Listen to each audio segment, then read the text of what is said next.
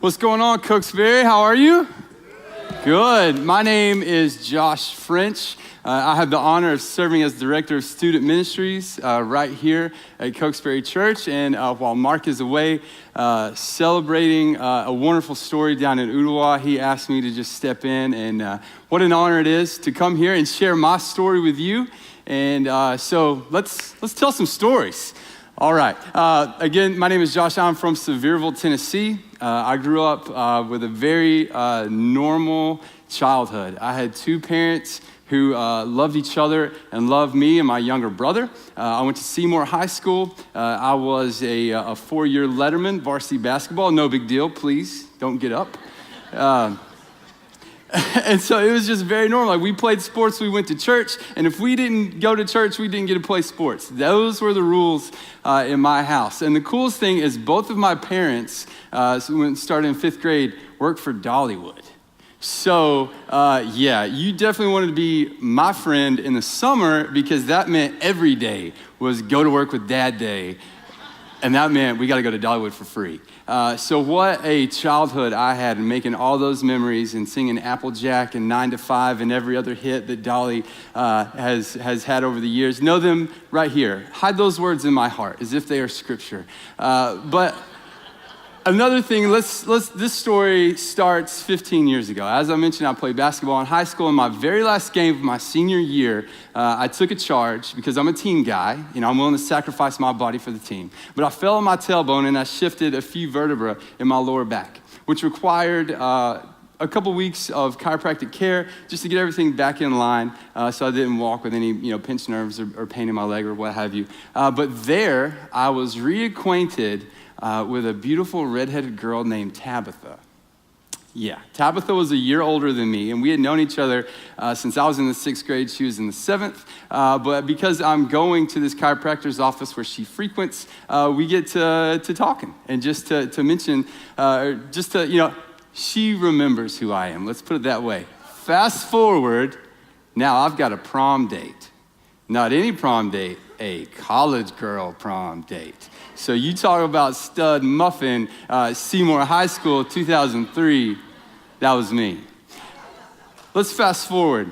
This summer, my mother got remarried, which was a wonderful thing. She got remarried to this man named Doug, and Doug has been a wonderful addition to our family. I love Doug. My brother loves Doug. We are excited about everything that Doug has added to the French family. Here's a couple things you should know about Doug. Doug is from Sevierville. Doug is a chiropractor in Sevierville. Doug has an adopted, beautiful, redheaded daughter named Tabitha. So, if you're connecting the dots or jumping to conclusions, allow me to finish this puzzle for you. I, as of this summer, have kissed my sister. This is a place where we can be open, right? We can share these stories with one another. I figured I'd lead with that one. And remember, kids, what you do on prom night may come back 15 years later. There are consequences to your actions.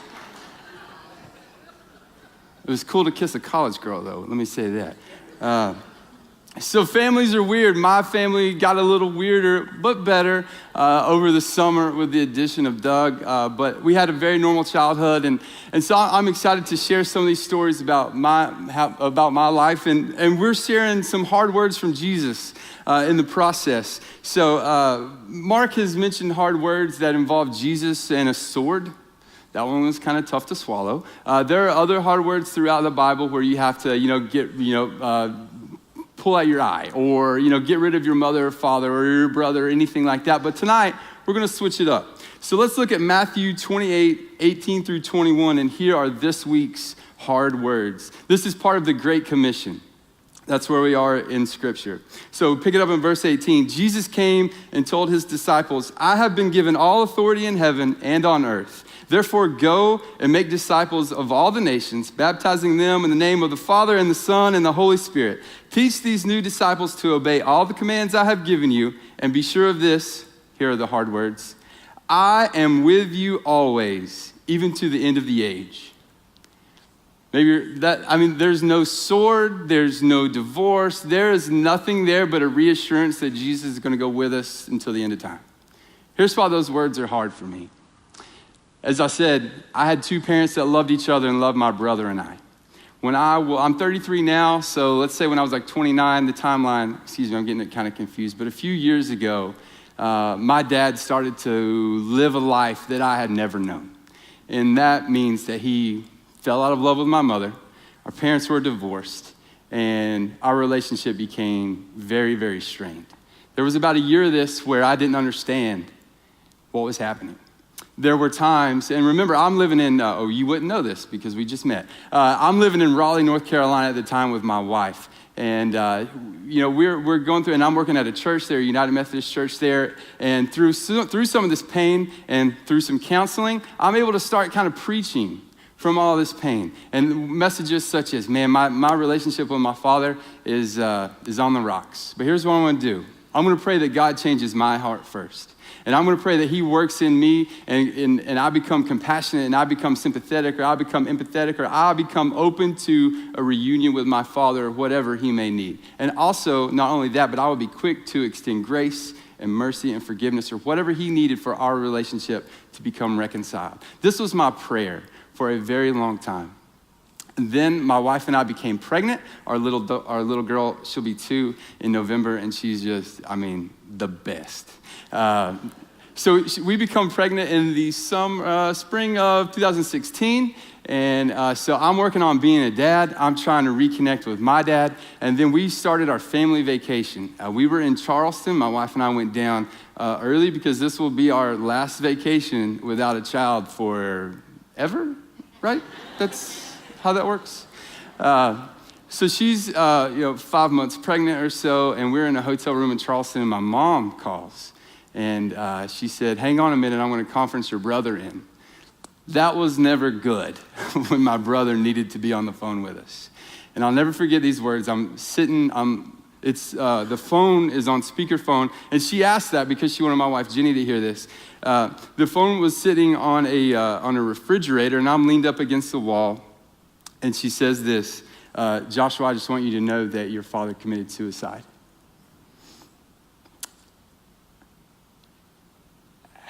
And in that moment, all I ever wanted to believe was that I wasn't alone. But in that moment, I never felt further away from anything. That's why these are hard words, because that's what grief tends to do. That's what loss tends to do. That's what disappointment and discouragement tend to do. I'm always with you are super hard words to hear when all you can feel is loss, loneliness, abandonment, anger, confusion, and betrayal. And believe you me, I've felt that a million times, all in the span of one sentence. Because I had all this hope. Not only did I have hope, but I was giving that to my wife. I was trying to be a dad. I was trying to reconnect with my dad. I was passing that along to students in Raleigh, North Carolina who desperately needed to hear the message of Jesus Christ. And I was just like, we're going to do this because I believe. And then all of a sudden it was gone.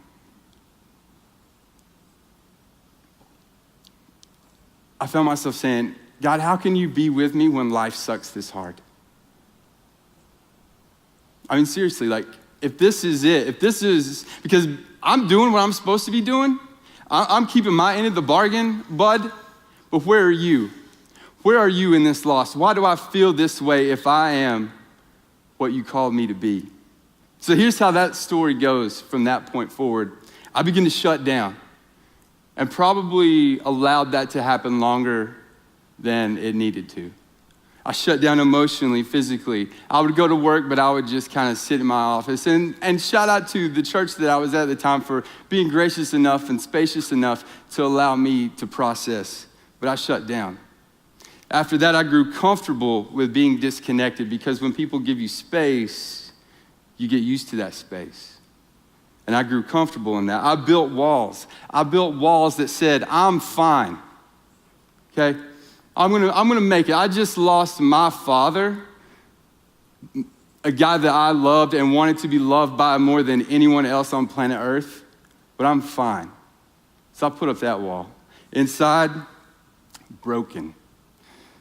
I don't know if you can tell still 2.5 years later, but I was broken. But I wanted the world to see that I was fine. I put up a wall that said, we're moving on. Our family, we're gonna get beyond this. We're gonna work through this. We're gonna talk to this. I'm still going to counseling, by the way.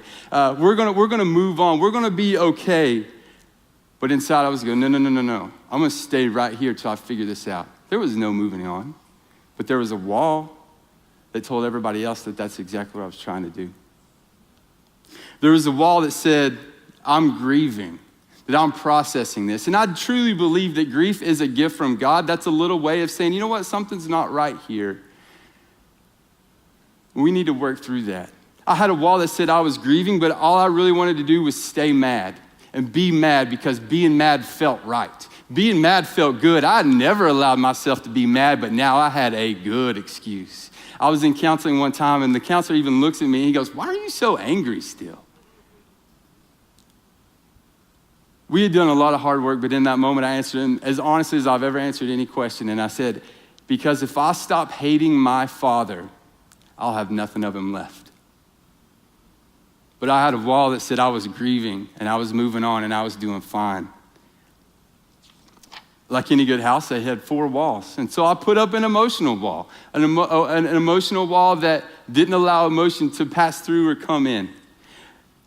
But really, I was just abusing people's sympathy.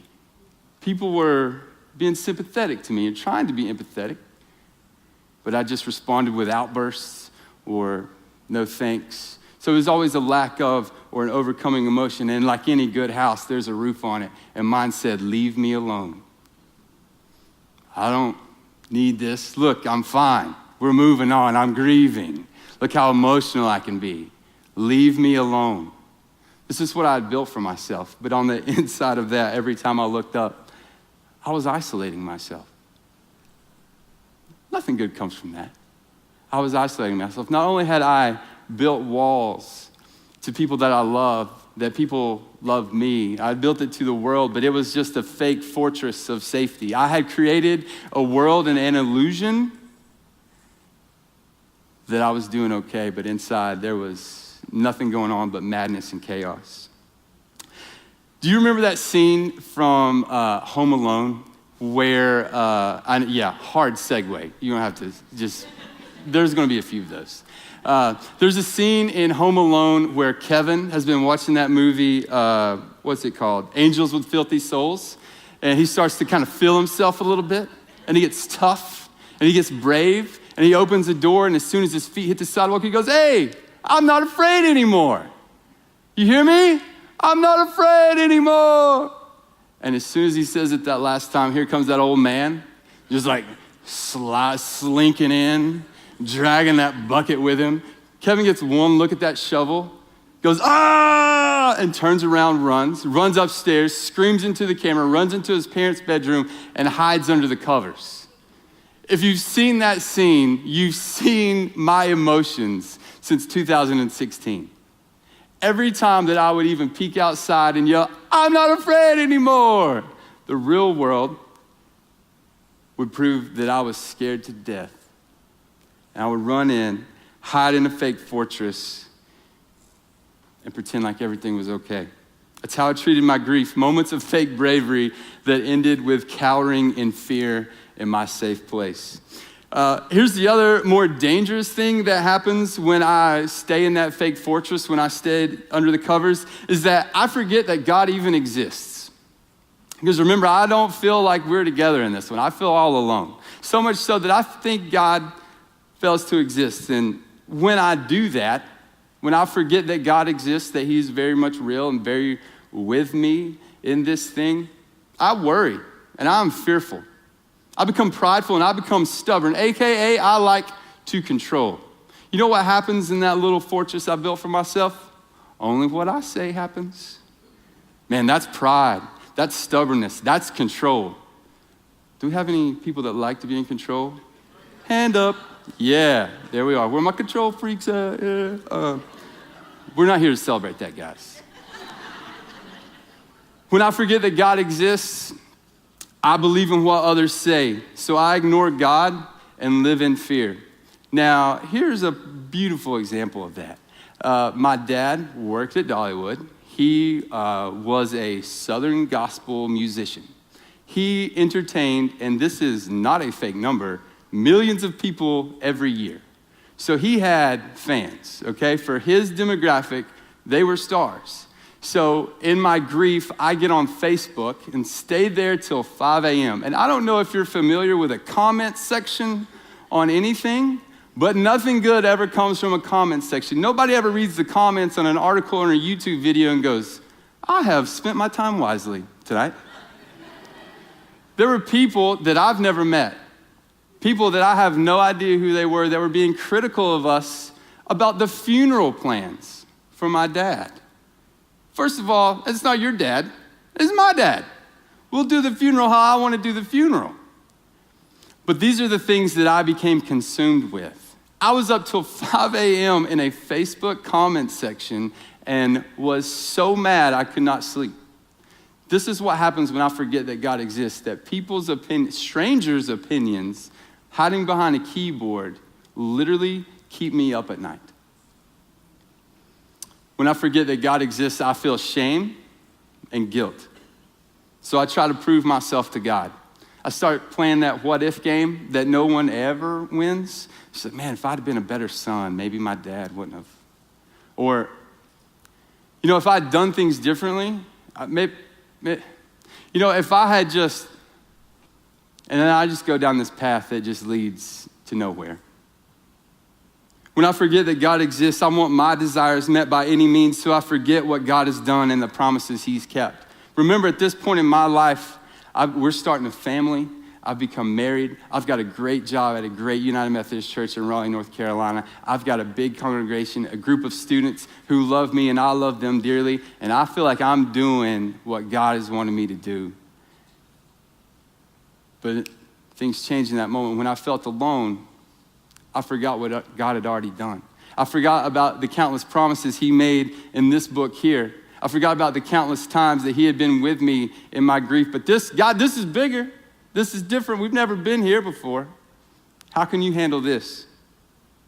Thankfully, I'm not alone. We're going to go to Nehemiah chapter 9, verses 16 and 17. And if you have the time or want a good read, Nehemiah chapter 9, because there are like 30-something verses in there, and there will be like 30-plus times you go, yikes. People actually did that? Yeah, they did. Let's read verses 16 and 17. But our ancestors were proud and stubborn, and they paid no attention to your commands. They refused to obey and did not remember the miracles you had done for them. Instead, they became stubborn and appointed a leader to take them back to their slavery in Egypt. But you are a God of forgiveness, gracious and merciful, slow to become angry and rich in unfailing love, and you did not abandon them. I read that and my first thought is, am I related to these people? Are these my ancestors? Did I come from a long line of Israelites who got mad at God and did dumb things? Because I sure didn't feel like anyone else was suffering when I was suffering. I was hurt, devastated, broken, and just sat there being stubborn, more disobedient, forgetful of what God had done, and like the Israelites, my cousins, I appointed a leader to take me back to slavery, and his name was Josh French. He was about this tall, blonde hair, blue eyes, and we knew each other very well. I had built a fake fortress in which I was going back to slavery. And what I mean when I say that is that apart from what I know and what I know now and I ignored back then was that anything I used to define my identity or my self-worth or my value or my future that is not God, I will be a slave to that thing. That's going to enslave me. If it's not God, it's going to keep me in chains. So whatever I give the authority to determine my future, I'm going to be a slave to that. Wherever I search for my desires and peace that is not after the heart of God, I will not find peace and grace and joy and mercy and hope. I find chains. Whenever I say sorrow and sadness is all I know, that's all I'm ever going to know. I don't want to be a slave to my brokenness. I don't want to be a slave to my pain. I don't want my identity tied to a man who seldom gave approval and left more questions than answers. But here's the good news, like the Israelites, there is hope. When I am stubborn and prideful, and we read this in verse 17, God is forgiving and I don't have to be in control. When I live in fear of others, when I'm on Facebook at 5 a.m., God is gracious and merciful and it doesn't matter what others say. When I am trying to prove myself worthy of God's love, thankfully he is patient and loving and has already said that I am good enough.